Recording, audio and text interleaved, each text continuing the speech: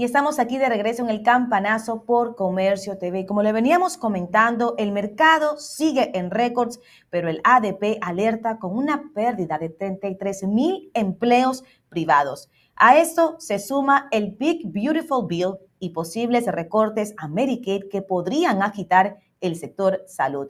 ¿Estamos leyendo mal las señales o la economía y Wall Street ya no hablan como el mismo idioma?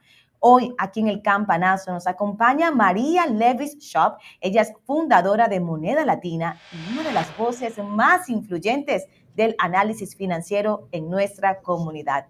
Bueno, primero que todo, muy buenas tardes, María. Feliz tarde. Buenas tardes, gracias por tenerme aquí de vuelta. Muy feliz de estar acá. Es un placer, María, tenerte por acá de vuelta. O sea, te extrañábamos, te voy a ser sincero. Te Sí, extrañábamos.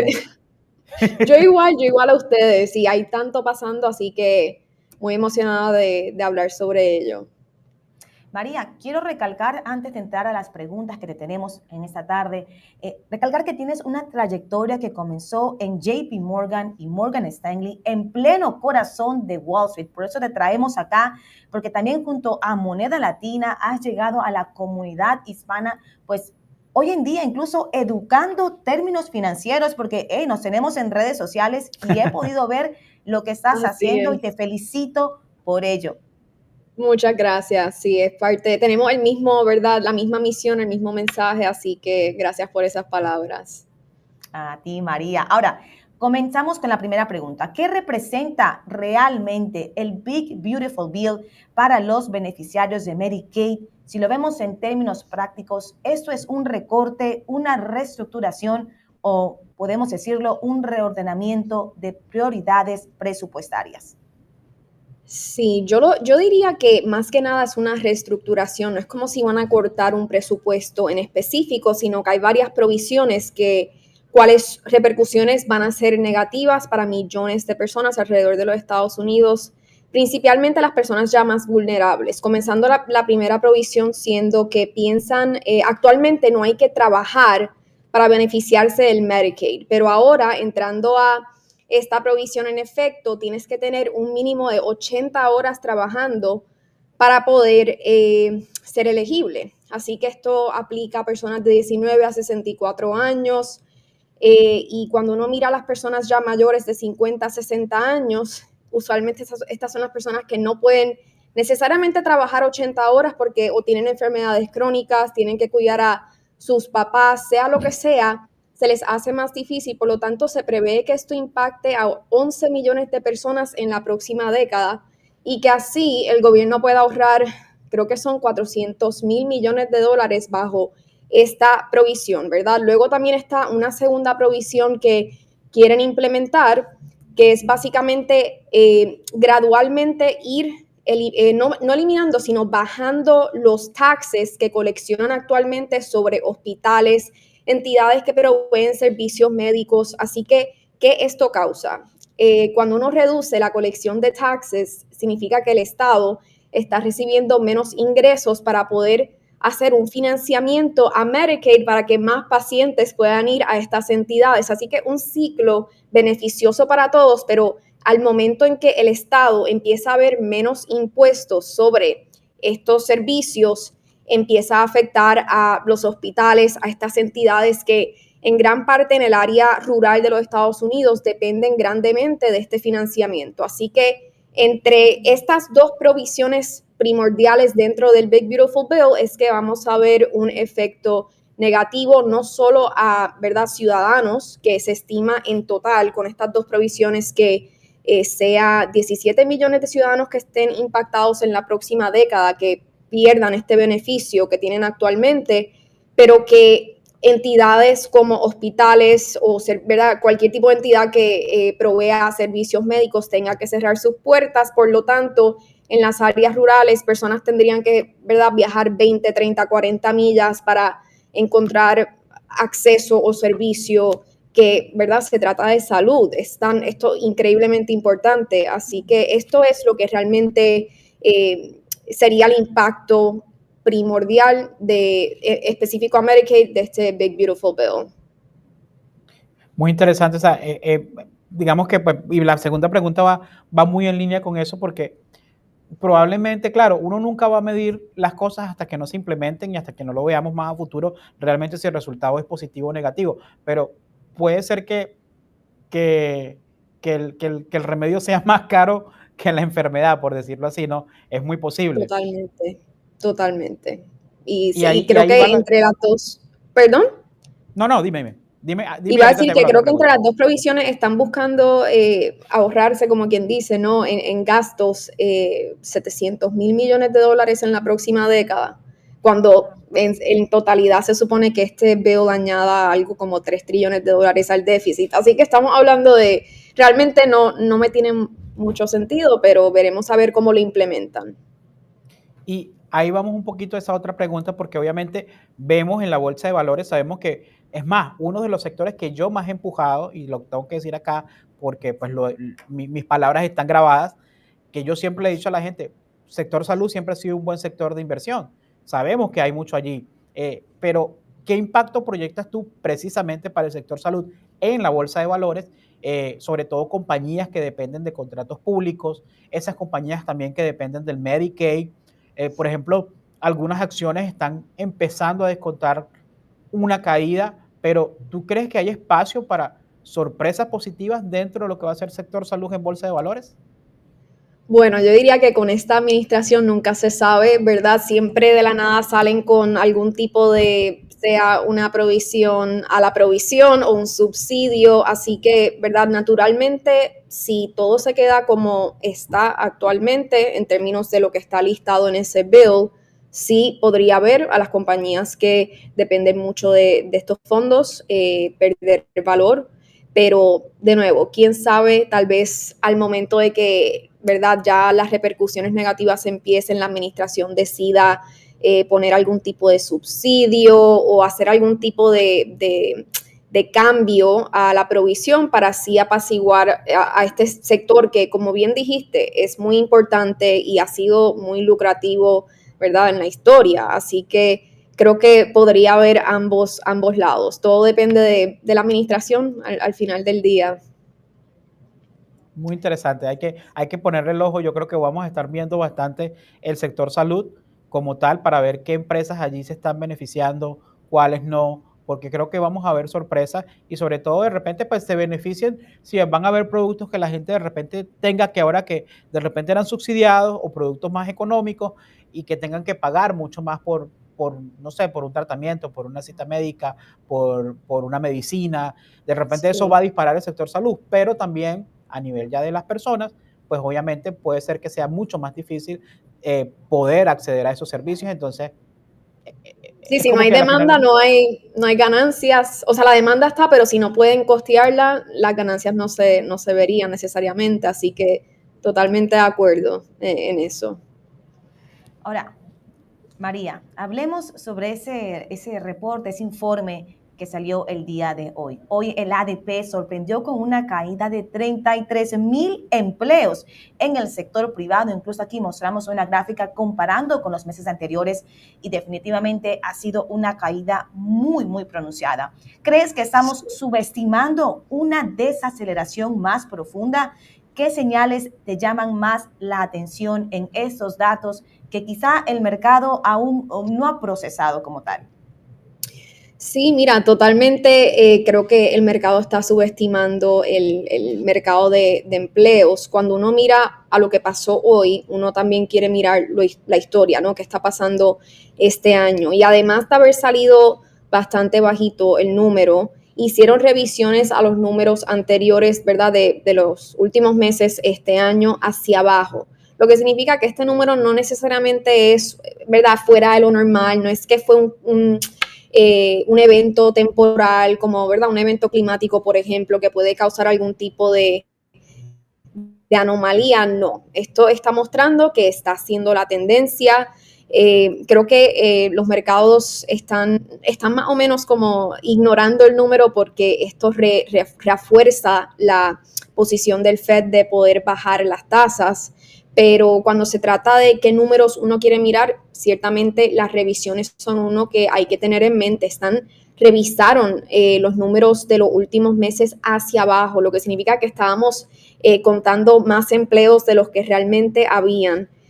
Segundo, ¿qué tipo de empleos, en qué sectores es que se está viendo la desaceleración más pronunciada? Y eso también es algo que no están hablando mucho de ello, pero cuando uno mira la data, el sector de construcción, por ejemplo, obviamente hay varios factores, ¿no? El tema de inmigración, etcétera, pero el punto es que en ese sector en específico se ha visto muy pronunciado la desaceleración, y cuando se trata del sector construcción, bienes raíces, etcétera, tiende a ser una data indicadora hacia el futuro. O sea, es algo que generalmente predice lo que viene en la economía. Por tal razón, creo que es muy importante estar vigilante hacia dónde viene, ¿verdad? Primordialmente el número mañana y hacia los próximos meses, porque además de eso también queda por verse el efecto de los aranceles.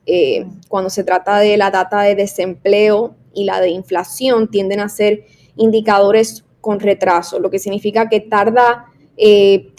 toma tiempo en reflejarse la actualidad en ese número, ¿no? Así que nada, hay que ver qué pasa, hay que ver si la inflación sube a causa de estos aranceles que todavía no ha mostrado, ¿verdad?, tomar efecto, pero de nuevo, es una data que toma tiempo en reflejarse en la economía.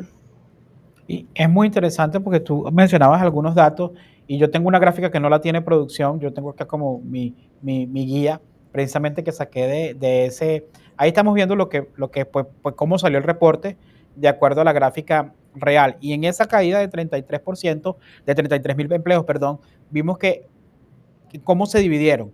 14,000 empleos se perdieron en la actividad financiera, se perdieron empleos en actividad de educación y salud y se perdieron empleos en servicios profesionales. Fueron los sectores que más sufrieron en ese reporte del ADP. Combinándolo un poco, pues también tú dices, no estamos leyendo algunas cosas allí, no tampoco debemos ignorarlo. Está también el tema, yo lo comentaba, por ejemplo, que no está dentro de las preguntas, pero también está allí. Muchas de las personas migrantes que están perdiendo sus estatus legales, por ejemplo, gente con TPS, gente con paroles humanitarios, gente con pues, diferentes cosas que están pasando. Esa gente estaban dentro del mercado laboral de manera legal, con permisos de trabajos legales. Entonces, muchos de ellos cuentan dentro de los trabajos privados, porque muchos de ellos trabajan en Walmart, trabajan en Amazon, trabajan en Uber, trabajan en diferentes de estos, que son empresas privadas, no todos trabajan en empresas públicas. Entonces, esos datos de repente los estamos también subestimando porque o sea, no es lo mismo contar eso y contar los que están 100% ilegales, que son los que vemos en hotelería, lo que vemos en agricultura, etcétera, ¿cierto? O sea, hay también una parte de datos que estamos subestimando y no es pequeña cosa. Estamos hablando de que puede ser un número cercano al 1,000,000 de personas, que en algún momento se va a mostrar en la data. O sea, en algún momento lo vamos a ver reflejado. Sí. Entonces, en algún momento. No, y lamentablemente, sí, perdón. No, dime. Que lamentablemente, como ya he dicho, la data no lo muestra necesariamente a tiempo, ¿no? Lo va a mostrar de la nada, tal vez en 2, 3 meses, y eso es parte del problema, ¿no? Que es data que tiene ese retraso en sí. Y quizás por eso también la decisión de Jerome Powell de aguantar. Pero ahí va con la otra pregunta que te voy a hacer porque va muy en línea con todo esto que estamos hablando. Mañana se va a publicar, obviamente, ese reporte oficial de desempleo. ¿Tú crees que podría este informe cambiar radicalmente la narrativa económica o ya está totalmente descontado por los mercados? ¿Qué número deberíamos vigilar de cerca para poder entender un poquito más de fondo? Porque obviamente, digamos que ese va a ser un espejo del de hoy, ¿no? Sí, yo diría que, bueno, los mercados tienden a ser sensitivos, volátiles, así que si mañana saliera otro número bastante, ¿verdad?, súbito, cuando se trata de cambio de mes hacia mes, sería algo a notar. No creo que el mercado por completo ha descontado esta data, aunque de nuevo sería algo positivo en el lado de que sería otra indicación más de que el Fed debería de bajar las tasas ahora en julio.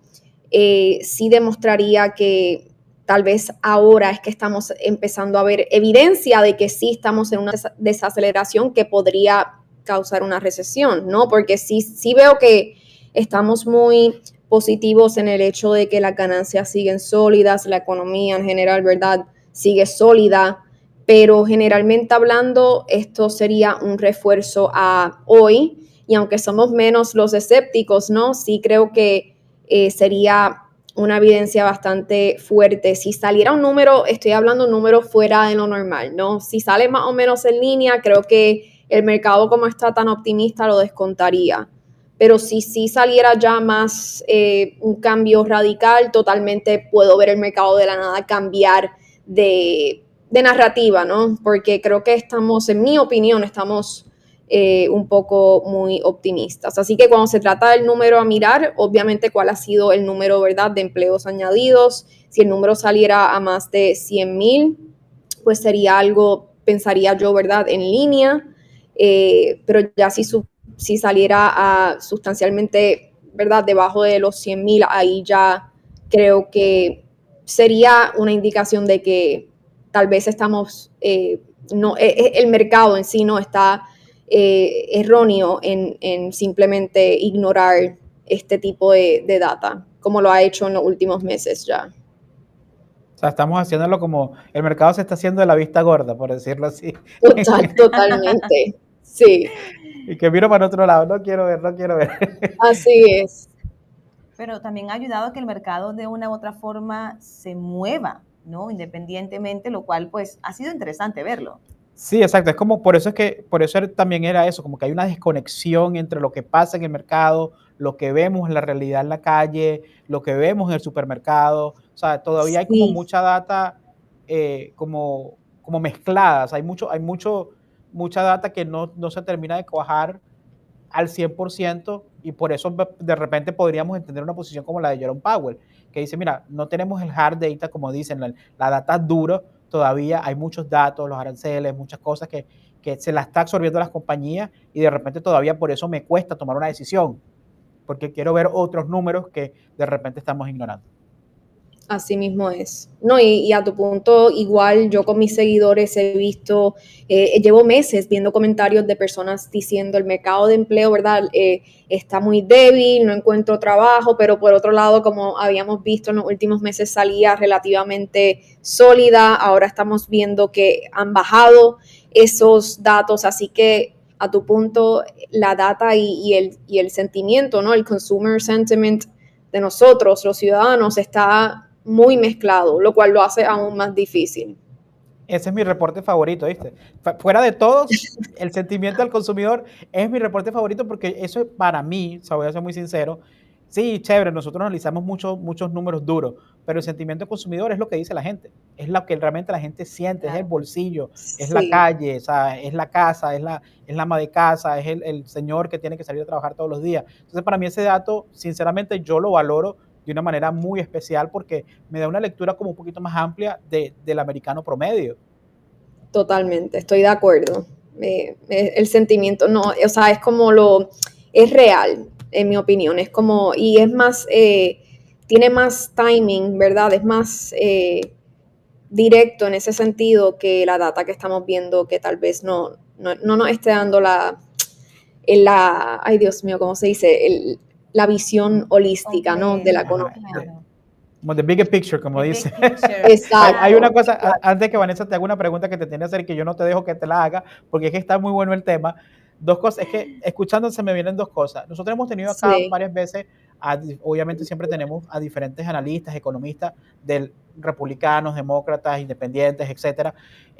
Y muchos, yo recuerdo que durante las elecciones, antes de las elecciones y durante los primeros meses de que parece mentira, ya pasaron 6, pero esos primeros 2, 3 meses, que se hablaba mucho de que había mucho empleo, mucha gente teniendo 2 empleos o 3 empleos.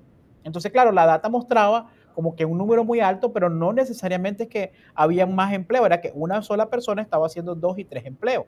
Entonces, eso estaba mostrando también, digamos, de una forma u otra la data, y eso lo repitieron muchas veces acá. Y la otra era, otro dato un poquito más reciente, que hemos visto que lo que está mostrando el mercado es que está más difícil a las personas que están buscando trabajo nuevo, más difícil a los jóvenes conseguir un trabajo, pero las personas que ya tienen un trabajo no están tratando de mantener el que tienen precisamente y evitando tener que salir a buscar uno nuevo. Totalmente, sí, creo que estamos en un punto en el cual no necesariamente estamos añadiendo empleos, pero tampoco, ¿verdad? Los despidos no han aumentado. Estamos como en un punto ¿verdad? Estamos congelados en ese sentido. Así que es muy interesante lo que está pasando. Y para también añadir a lo que ustedes decían, el sentimiento del consumidor, porque si es un reporte importante, es porque demuestra no solamente la capacidad, pero cuál es esa voluntad del consumidor de sacar el dinero del bolsillo y de hacer un gasto. Y sabemos aquí, siempre se lo enseñamos a la audiencia, que el gasto del consumidor es el motor de la economía. Entonces va como prediciendo realmente, ¿va a haber un movimiento en la economía o va a haber una desaceleración? Ahora, vamos a pasar a un tema que también está dando mucho de qué hablar. Esa victoria de Zohran Mamdani en Nueva York que ha levantado alertas en Wall Street. ¿A qué se debe, María, este nerviosismo en torno a su figura política? ¿Hay temores reales o crees tú se está como sobredimensionando su impacto en las políticas económicas? Mucho más porque pues todavía estamos hablando de elecciones, estamos hablando pues de candidaturas. Faltan 15 meses prácticamente todavía para esa elección. Pero ya está moviendo. Sí, creo que más que nada, ¿verdad? Es un mensaje de que estamos en extremos ahora mismo, ¿no? Tenemos a Trump en la presidencia, ahora acaban de elegir en las primarias a este candidato, ¿verdad? Socialista democrático, y esto es algo un poco shocking, ¿no? En el sentido de que es una ciudad, Nueva York, que ha sido, ¿verdad? Es como el epítome de lo que es el capitalismo. Así que en ese sentido, cuando se trata de las políticas que él, ¿verdad?, ha dicho que quiere implementar, y así fue que ganó esta campaña, diciendo básicamente que los multimillonarios y las corporaciones más lucrativas tienen que pagar más. Esto espanta a todas estas personas, ¿no? Porque se espera que le suban los impuestos, sea a los individuos o a las corporaciones, y lo que esto causaría, en teoría, es que estas personas se vayan de Nueva York, se vayan a estados en los cuales puedan pagar menos impuestos, como, ¿verdad?, Florida o sea el que sea, van a querer irse. Y al ellos irse, eso lo que causaría es básicamente lo opuesto de lo que quiere lograr Zohran, que es ingresos fiscales más bajitos. Y esto siendo una ciudad, ¿verdad?, como sabemos, muy poblada y con problemas que sí, sin duda hay que atacar esos problemas y tratar de buscar una solución, pero cuando se trata de este candidato, el miedo es que sus políticas puedan ser demasiado radicales para una ciudad como esta, ¿no? Y creo que cuando se trata de otras ciudades que han elegido a alcaldes ya con esta, ¿verdad?, mentalidad de, ¿verdad?, socialista democrático, se ha visto por ahora, ¿verdad?, los efectos no han sido necesariamente positivos en ese sentido. El crimen ha subido, ¿verdad?, los ingresos igual han ido bajando, así que esa es la razón primordial por la cual ahora mismo hay tanto nerviosismo. O sea, no, piénsenlo, ¿verdad? No tiene mucho sentido una ciudad que es la más, yo diría que la más capitalista del mundo entero, el epítome de las finanzas. Exacto. Y escogen a un socialista democrático como alcalde. Bueno, todavía no, ¿verdad? Estamos en las primarias todavía, pero presumiblemente que él gane sería algo que sin precedentes. Así que ¿Cómo ha sido creo que este sí año? tiene base. Claro, porque para que la gente que de repente nos ven de otras partes que no viven en Nueva York o no entienden la realidad en la ciudad de Nueva York, pues Nueva York es una ciudad azul, digamos por decirlo así, mayoritariamente que tiene tendencia a votar más demócrata, por eso también es tanto como que ya prácticamente que cuando uno escucha como que ya lo dan como ganador, porque asumen de que de repente va a ser muy difícil que un republicano gane pues la alcaldía de la ciudad de Nueva York. ¿Sabes? Es por eso también, digamos, el defecto de que ya hay tanta preocupación a eso y por eso es que hay que hacerle a la gente entender ese punto. También es interesante porque creo que volvemos a lo mismo que estábamos hablando. O sea, esta elección puede ser interpretada como un sentimiento, un sentimiento del consumidor, de los habitantes de Nueva York, porque de repente es más como puede ser un voto castigo para Cuomo, puede ser un voto castigo para el Partido Republicano. O sea, de repente hay que leer también qué quiere decir el joven, porque también sabemos que hubo un voto joven muy fuerte en esa elección. ¿Qué Sí. están tratando de los jóvenes que viven en la ciudad de Nueva York, que no pueden pagar los arriendos, que no pueden, que el salario no les rinde, que pues etcétera, etcétera, etcétera? Entonces, ¿qué está pasando? ¿Cómo lo interpretamos? ¿Qué leemos? O sea, ¿qué nos están diciendo? Sí, totalmente. Creo que ciertamente es un mensaje al Partido Republicano, a eso mismo, que hay descontento, ¿no? Y fue muy impactante, me alegró que lo mencionaras, que fue el voto joven, ¿verdad? Mayormente hombres blancos que le dieron el voto a Mamdani. Sí sé que, por ejemplo, los latinos y etcétera votaron por Cuomo, pero sí, creo que es un mensaje en sublimo, ¿no? Sobre lo que está pasando en la ciudad, que sin duda alguna, como hemos visto a través de los Estados Unidos, el costo de vivienda ha subido exorbitantemente desde la pandemia, todo, ¿no? La compra, la comida, todo ha subido, así que totalmente se nota que hay descontento y esta victoria lo reafirma. Súper. Si bajan las viviendas, me regreso a Nueva York. Ay, Raúl, lo duro. Yo, no, Sí, ven para acá. la gente dice que yo estoy loco, pero es que a mí me encanta la ciudad, o sea, me encanta el caos de la ciudad, o sea, créeme que tiene una particularidad muy especial la ciudad de Nueva York, con todo y su caos, con toda su locura, con toda la gente, pero creo que eso también es la identidad, esa es la vida de la ciudad de Nueva York. Si no hay caos en Nueva Sí, York, no es Nueva York. Entonces eso también exacto. es parte de lo que la hace bonito. Y María, para ver, obviamente, para ir con otra pregunta, vimos también que el mercado de valores, hemos visto récords históricos en los mercados, en la bolsa, mientras que vemos que la economía, pues como estábamos hablando hace poquito, hemos visto también síntomas de desaceleración. Pero, ¿tú crees que lo que estamos viendo es que las entidades se están volviendo, o sea, hablemos de la economía por aquí y hablemos de la bolsa acá, son como como entidades independientes, el mercado y la economía? ¿Cómo se puede explicar esta aparente desconexión y qué riesgos hay entraña entre todo esto? Porque no entendemos, o sea, supuestamente hay una desaceleración, pero vemos récords históricos en la bolsa. O sea, Sí, ¿qué es lo que, ya como muy. inversionista también, o sea, qué es lo que está pasando allí? Explícale a la gente qué está sucediendo. Bueno, los mercados, como bien sabemos, no solo, ¿verdad?, son volátiles, pero primordialmente miran hacia el futuro.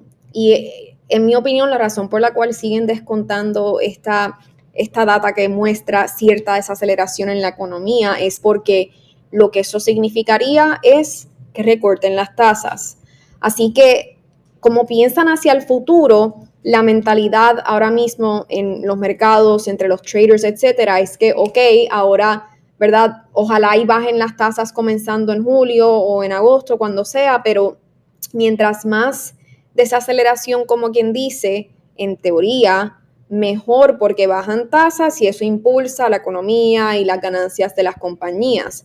Pero estamos en una línea muy fina porque en qué punto la desaceleración se convierte de noticias buenas a malas, ¿no? Porque como estábamos hablando ahorita, la data de lo que es el desempleo y la inflación viene con un cierto retraso. Así que por un lado tenemos a la bolsa y los mercados mirando hacia el futuro, por otro lado la data económica sale con un retraso, así que ahí es donde yo encuentro que surge esa desconexión.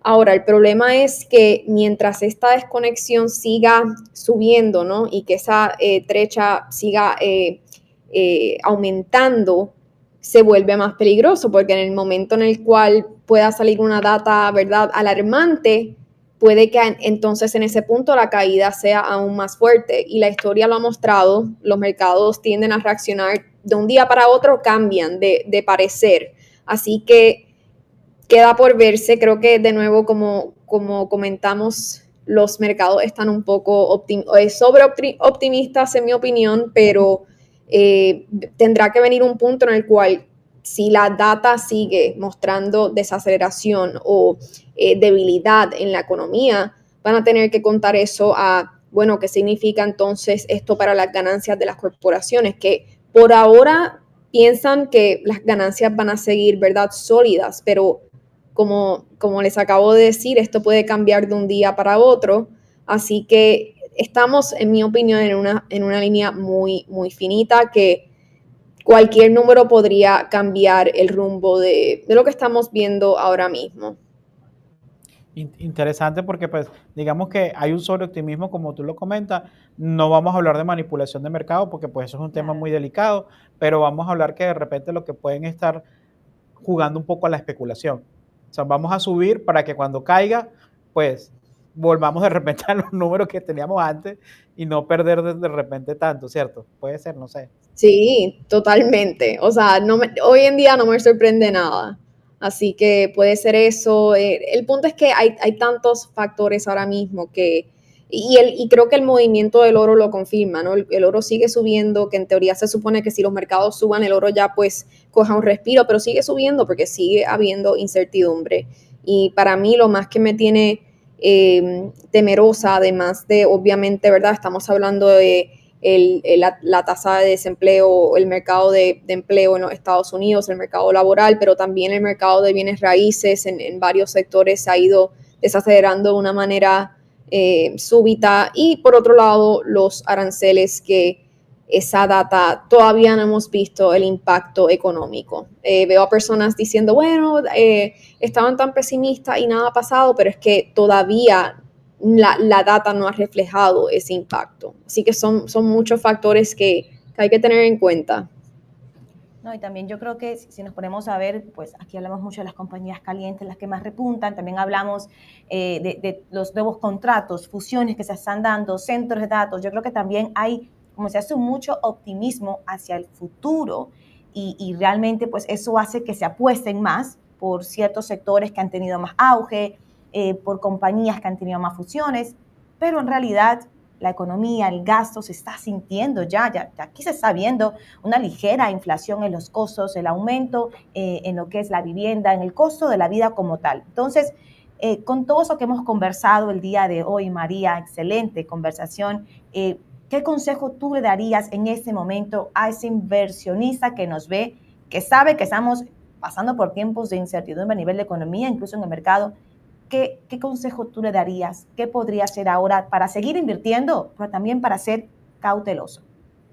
Claro, creo que hay que estar muy ágil y estar preparado para cambiar de rumbo, ¿verdad? Para aquellos que lo hagan más a corto o mediano plazo, de cambiar de rumbo cuando vean, ¿verdad? Que sigan la data muy, muy de cerca y que cuando vean algún cambio, que estén preparados para así, ¿verdad? Sea realocar su portafolio o, ¿verdad? Yo soy más creyente de la inversión a largo plazo, así que en general no es que yo cambiaría necesariamente mi estrategia por completo, pero sí hay sectores que se beneficiarían más dentro de una si es que llegamos a una recesión, ¿verdad? Como lo que son ya compañías de consumo básico, ¿no? Como piensen, ¿verdad?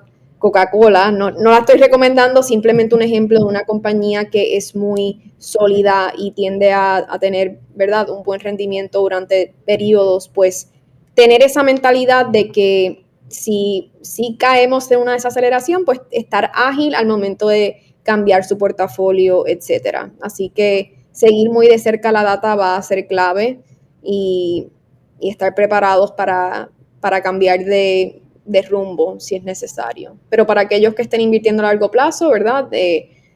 Lo más importante es que las emociones no los traicionen, ¿no? Y que no quieran, ¿verdad?, vender en la bajada, sino confiar de que a largo plazo generalmente los mercados han mostrado a través de la historia de que se recuperan. Así que, nada, son tiempos históricos realmente.